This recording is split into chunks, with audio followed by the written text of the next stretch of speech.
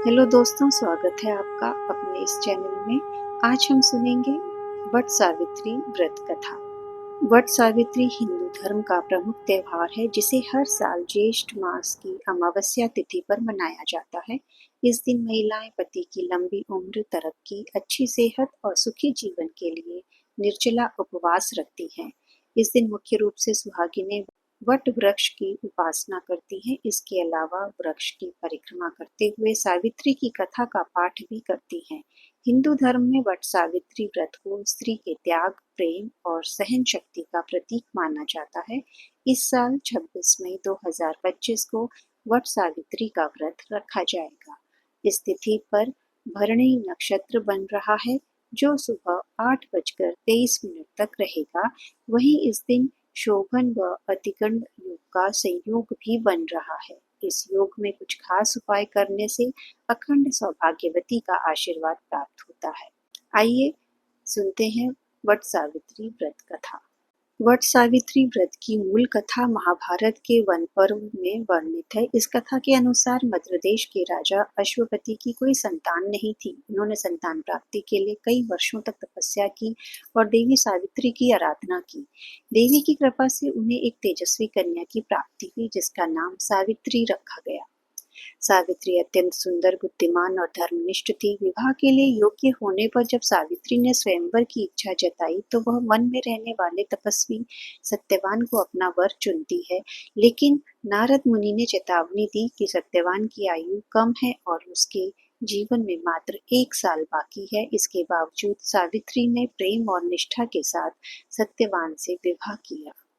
विवाह के बाद सावित्री अपने ससुराल चली गई और 1 वर्ष तक पति की सेवा और आराधना में लीन रही। जब सत्यवान की मृत्यु का दिन आया तो वह उसके साथ वन गई हुई थी। वहीं सत्यवान की मृत्यु हो गई और यमराज उसके प्राण लेने आए। फिर सावित्री यमराज के पीछे पीछे चलने लगी और अपनी तपस्या और बुद्धिमता से उन्होंने यमराज को प्रभावित किया। सावित्री ने यमराज से पहले अपने सास ससुर के नेत्र ज्योति और राज्य मांगा, फिर 100 पुत्रों की कामना की। जब यमराज ने वरदान दे दिया तो सावित्री ने युक्ति से यमराज को बाध्य किया कि उसे सत्यवान को लौटाना ही होगा, क्योंकि 100 पुत्रों की प्राप्ति पति के बिना संभव नहीं। आखिरकार यमराज सावित्री के प्रेम, व्रत, बुद्धिमता और दृढ़ निश्चय से प्रसन्न होकर सत्यवान के प्राण लौटा देते हैं। वट सावित्री व्रत की पूजा में कई पवित्र और प्रतीकात्मक वस्तुएं होती हैं जिनका अपना अलग महत्व है।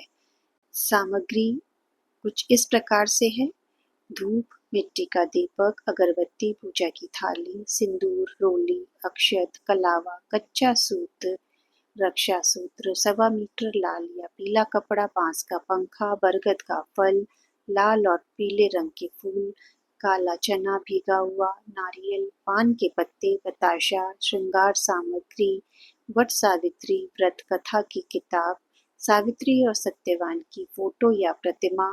इन सभी सामग्रियों को पूजा थाली में सजाकर वट वृक्ष के नीचे ले जाना चाहिए। इस दिन महिलाएं ब्रह्म मुहूर्त में उठकर स्नान कर शुद्ध वस्त्र पहनती हैं। इसके बाद व्रती महिलाएं वट वृक्ष के पास जाकर पहले पेड़ की जड़ में सत्यवान सावित्री की प्रतिमा या फोटो स्थापित करती हैं। फिर धूप, दीप, फूल, अक्षत, सिंदूर आदि अर्पित कर व्रत की पूजा प्रारंभ होती है। इसके बाद कच्चे सूत से वट वृक्ष की 7 बार परिक्रमा की जाती है। परिक्रमा करते समय महिलाएं व्रत कथा का पाठ करती हैं या सुनती हैं। फिर भीगा हुआ चना और वस्त्र अपनी सास को भेंट कर उनका आशीर्वाद लिया जाता है।